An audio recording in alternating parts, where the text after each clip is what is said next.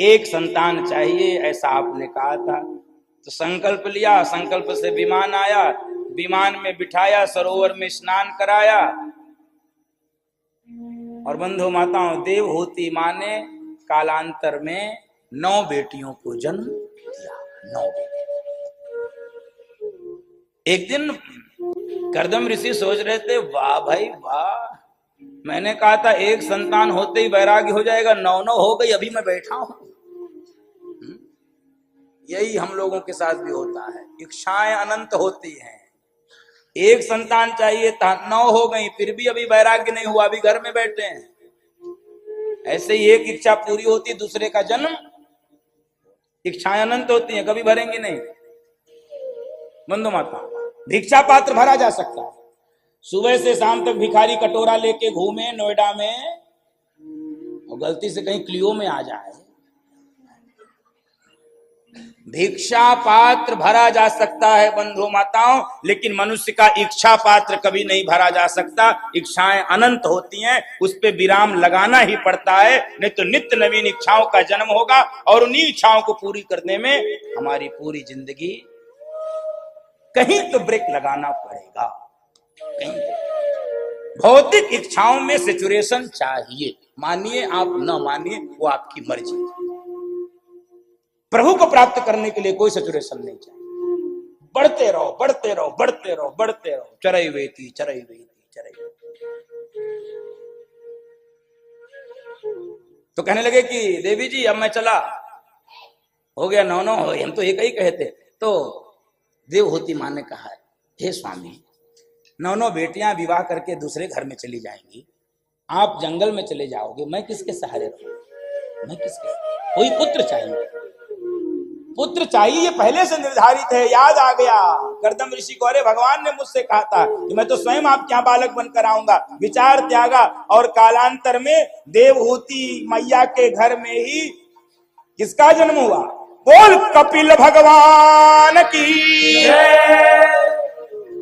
जिन्होंने सांख्य शास्त्र का प्रतिपादन किया, उन कपिल भगवान का जन्म देवहूति मां के गर्भ से हुआ है। बंधु माताओं, कर्दम मुनि तो सन्यास लेकर चले गए, और मौका मिला, क्योंकि इसी बीच ब्रह्मा जी आ गए, तो इन 9 बेटियों का विवाह ऋषि कुमारों से हो गया।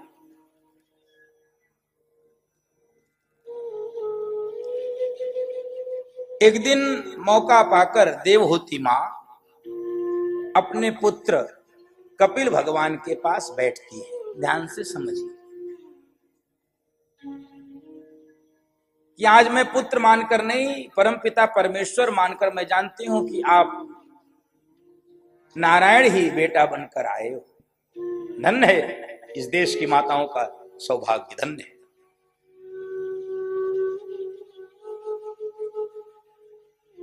किसी ने स्वामी रामतीर्थ से पूछा था कि सारे अवतार भारत में क्यों होते हैं? पूरी दुनिया में बहुत भूमि है, भारत में क्यों होते हैं? भगवान भारत में क्यों आते हैं भाई? दुनिया में कहीं नहीं पैदा क्यों नहीं होते?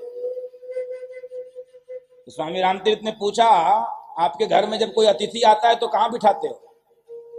बेडरूम में कि ड्राइंग रूम में? किस रूम में बैठाते हो? ड्राइंग रूम में। और ड्राइंग रूम थोड़ा अलग ही सजा रहता है अन्य रूम से, क्यों होता है कि नहीं? तो बंधु माताओं, स्वामी राम तीर्थ ने कहा कि ये भारत पूरी दुनिया का ड्राइंग रूम है, इसलिए भगवान भारत में ही अवतार लेते और कहीं नहीं अवतार लेते, वो ड्राइंग रूम में आते हैं। ये भारत, बोल भारत माता की जय। तो कपिल भगवान से कह रहे हैं कि हे प्रभु, जितना सुख मैंने भोगा है आज तक किसी स्त्री ने नहीं भोगा होगा। जितना सुख मैंने भोगा है संसार में, इतना सुख किसी स्त्री ने नहीं। लेकिन फिर भी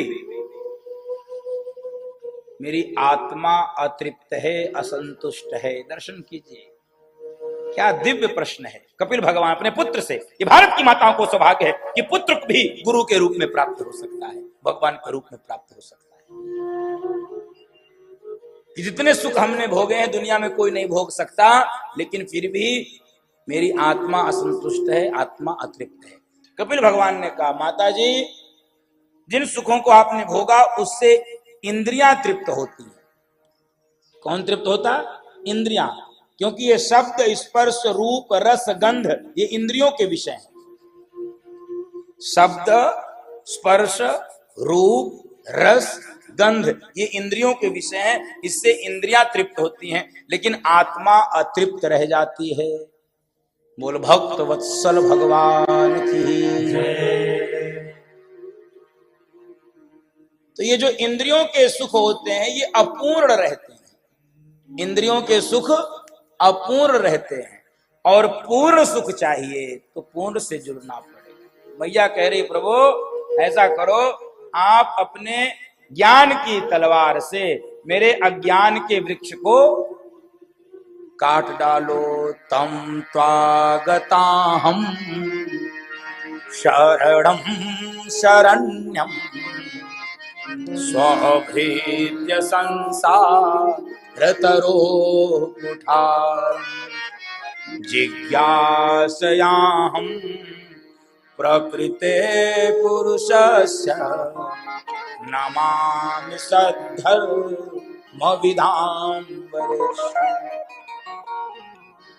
अपने ज्ञान रूपी तलवार से हमारे अज्ञान रूपी वृक्ष को समूल काट दीजिए। कपिल भगवान ने कहा कि मैया ये सारे सुख जो हैं ये इंद्रियों को तृप्त करते हैं, आत्मा अतृप्त रह जाती है, क्योंकि ये सारे सुख अपूर्ण रहते हैं। यदि पूर्ण होते, बंधु माता उदाहरण के रूप में दे रहा हूं, अन्यथा मत लेना। यदि घर बनने से व्यक्ति सुखी होता तो एक घर बनने से क्यों नहीं हो जाता? क्यों उसको कई शहर में घर चाहिए? क्यों चाहिए? मेरा विरोध नहीं है, तुम बनाते रहना। हाँ, एक गाड़ी चलने से यदि आवश्यकता पूर्ति हो जाती, लोगों के गैराज में 10-10 गाड़ी क्यों खड़ी है? आप खरीदो, कोई समस्या नहीं है। समस्या है बस उसको समझने की, उससे सुख नहीं मिलेगा, उससे सुख ये समझना है बस। तो सुख किससे मिलेगा? ये सारे सुख अपूर्ण हैं, तो पूर्ण से जब जुड़ोगे तब पूर्ण सुख मिलेगा। अपूर्ण से अपूर्ण सुख मिलेगा और पूर्ण से पूर्ण सुख मिलेगा। तो पूर्ण कौन है? ओम पूर्णमिदः पूर्णमिदं पूर्णात् पूर्णमुदच्यते पूर्णस्य पूर्णमादाय पूर्णमेवावशिष्यते। ओम पूर्णमदः पूर्णमिदं पूर्णात् पूर्णमुदच्यते। तो परमात्मा ही पूर्ण है, मानव सदा अपूर्ण रहा है, पूर्ण रूप होते भगवान। तो आत्मा तब आपकी तृप्त होगी जब उस पूर्ण से जुड़ोगे।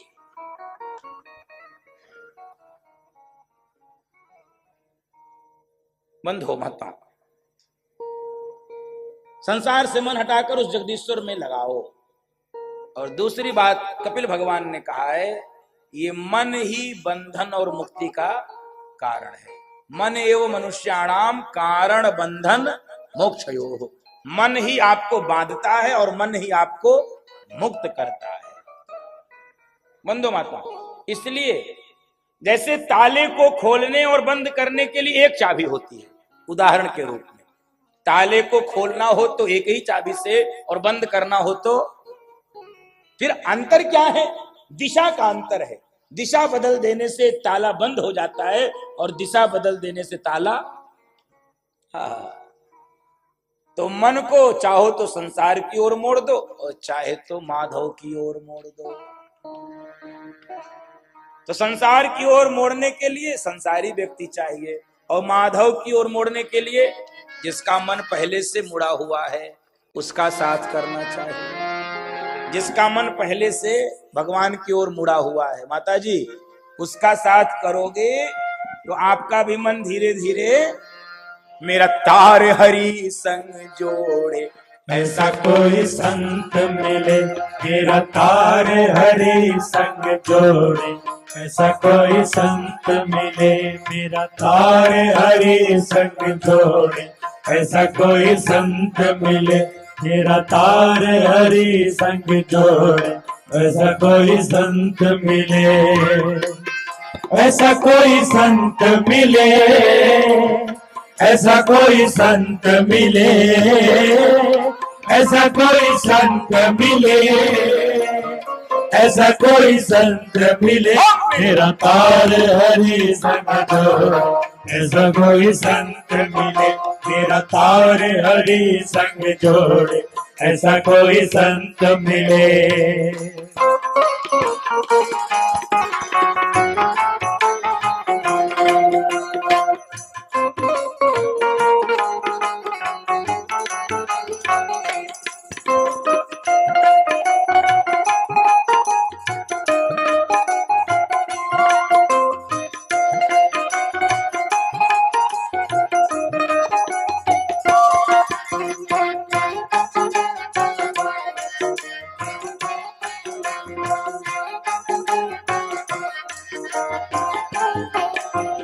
टूटा तार हुआ दियारा, टूटा तार हुआ दियारा, हरि दिखे ना हरि का द्वारा, हरि दिखे ना हरि का द्वारा। मेरा बिछड़ा मीत मिला दे, ऐसा कोई संत मिले।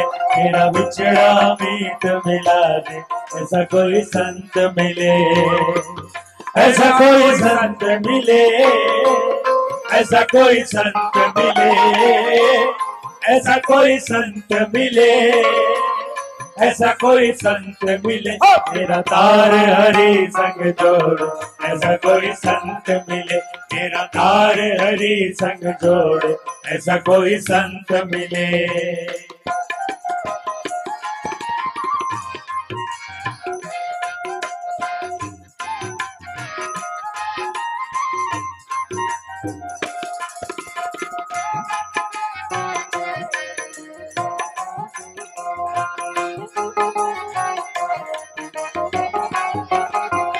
जोड़े तार करे उजियारा, जोड़े तार करे उजियारा, अंतर में ना रहे अंधियारा, अंतर में ना रहे अंधियारा। मेरा आत्म रूप लगा दे, ऐसा कोई संत मिले। मेरा आत्म रूप लगा दे, ऐसा कोई संत मिले। ऐसा कोई संत मिले, ऐसा कोई संत मिले, ऐसा कोई संत मिले, ऐसा कोई संत मिले। मेरा तार हरि संग जोड़े, ऐसा कोई संत मिले। मेरा तार हरि संग जोड़े, ऐसा कोई संत मिले। तार हरि संग जोड़े, ऐसा कोई संत मिले। सुंदर है नाम श्याम का, सुमिरन तो कीजिए, संतन के संग बैठ के हरि नाम लीजिए। मेरा तार हरि संग जोड़े, ऐसा कोई संत मिले। मेरा तार हरि संग जोड़े, ऐसा कोई संत मिले। मेरा तार हरि संग जोड़े, ऐसा कोई संत मिले। मेरा तार हरि संग जोड़े, ऐसा कोई संत मिले। बंधुओं माताओं, ऐसा कोई संत मिल जाए जो आपका तार भगवान से जोड़ दे, इसी को संत कहते हैं। संत उसे कहते हैं जो भगवंत से मिला दे। तो माता जी, ऐसे किसी संत का सानिध्य कीजिए जिसका मन पहले से भगवान से जुड़ा हुआ है, तो आपके भी मन को जोड़ देगा। तो देवहूति माने का ऐसे संतों का लक्षण बताइए, दर्शन कीजिए। ऐसे संतों का लक्षण बताइए जिनका मन पहले से भगवान से जुड़ा। हम कैसे पहचाने? तो संतों का लक्षण बता रहे हैं। तितिक्षवः कारुणिकाः सुहृदः सर्वदेहिनां, अजात शत्रुवः शान्ताः साधवः साधुभूषणाः। ये संतों के लक्षण बता दिए। कौन कौन से? तितिक्षवः कारुणिकाः सुहृदः सर्वदेहिनां, अजात शत्रुवः शान्तः साधवः साधुभूषणाः। संत कहते किसे हैं? तितिक्षवः, जिसके अंदर तितिक्षा होती है। संत की परिभाषा सुनो भाई, जिसके अंदर ये बाल बढ़ा लेने से ही कोई संत नहीं होता। छाप तिलक लगा लेने से कोई संत नहीं होता, दंड कमंडल लेने से कोई छत्र नहीं होता, केवल छत्र चमर लेने से कोई संत नहीं होता, आश्रम बना लेने से कोई संत नहीं होता, बढ़िया भाषण देने से कोई संत नहीं होता। तो संत का लक्षण है तितिक्षव, जिसके भीतर तितिक्षा हो। तितिक्षा कहते किसे हैं? तितिक्षा यानी सहन करना। और सहन कैसे? रो के नहीं, मुस्कुराते हुए। जैसे भगवान राम ने सहन किया। अयोध्या कांड के मंगलाचरण का दूसरा श्लोक स्मरण कीजिए। प्रसन्नताम यान गता विषेकतस्तथा नममले वनवास दुःखतः मुखाम्बुजश्री रघुनंदनस्य में सदास्तु सा मंजुल मंगल प्रदा। ये दूसरा श्लोक अयोध्या कांड के मंगलाचरण का। प्रसन्नताम यान गता विषेकतस्तथा नममले वनवास दुःखतः। भगवान राम की क्या विशेषता है? गोस्वामी जी दर्शन करा रहे हैं। भगवान राम को राज्याभिषेक की सूचना हुई तो ऐसा भी नहीं हुआ कि एकदम नाचने लगे, और वनवास की सूचना हुई तो ऐसा भी नहीं हुआ कि रोने लगे। तो हर्षातिरेक भी नहीं होना चाहिए और दुख में एकदम से मरे भी नहीं जाना चाहिए। तो अनुकूलता हो तब भी सम और प्रतिकूलता हो तब भी सम। तो जो सहन कर लेता है, गीता में भगवान ने कहा मात्रा स्पर्शास्तु कौन्तेय शीतोष्ण सुख दुखदा आगमा पाइनो नित्यांश तांस तितिक्षस्व भारत। हे अर्जुन, जो गर्मी ठंडी को,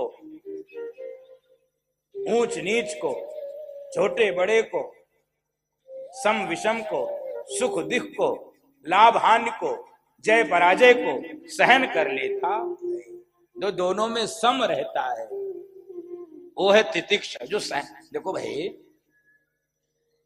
भाषण देना बहुत आसान होता है, लेकिन उस परिस्थिति में अपने को संभाल के रखना बहुत कठिन होता है। जब ऐसी परिस्थिति आवे तब साधु सम रहता है, साधु सम रहता है। तुकाराम जी के जीवन की घटना है ना, साधु का लक्षण कैसा है। तुकाराम जी की पत्नी ने कहा कि सुनो, दिन भर लिठल्ला बिठल्ला करते रहते हो, भजन करते रहते हो, भोजन कौन देगा तुमको? दिन भर ठाकुर जी के नाम लेते रहते हो, खाना कौन?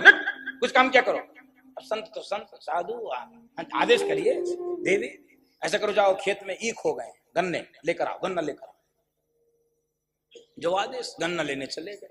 एक बोझ गन्ना काट लिया, एक गठरी बन गई, सिर पे रख के चले। पत्नी ने कहा गन्ना ले आओ। दिन भर लग गया गन्ना काटने में। और जब चले तो रास्ते में बच्चे खेल रहे थे, बाबा गन्ना, कह लो बेटा गन्ना। थोड़ी दूर और बाबा गन्ना, लो तुम भी गन्ना। रास्ते भर बच्चे गन्ना मांगते रहे, ये गन्ना देते रहे, इनको भूले गया पत्नी ने गन्ना मंगाया। रास्ते भर गन्ना बांट दिए, घर में पहुंचे, गठरी गायब, एक गन्ना हाथ में, एक गन्ना हाथ में। देवी लो गन्ना। अरे गन्ना लेते ही उखड़ गए। अरे 10 घंटे बाद आ रहे हो, एक गन्ना लेकर आ रहे हो। इतनी क्रोध में आए कि गन्ने को मारी तुकाराम जी के सिर पे, गन्ना हो गया 2 टुकड़े में। अरे तुकाराम जी और प्रसन्न हो गए। देवी लो एक गन्ना तुम, एक गन्ना हम। गन्ना एक था, मैं सोच रहा था अब कैसे काम चलेगा। लो तुमने 2 टुकड़ा कर दिया, एक तुम खाओ एक हम खाओ, एक तुम चूसो और एक हम चूसो, रसास्वादन किया जाए। ये कौन सी स्थिति है? तितिक्षवः। ये तितिक्षा है, सहन शक्ति है। उसी को संत कहते हैं जो सहन कर ले।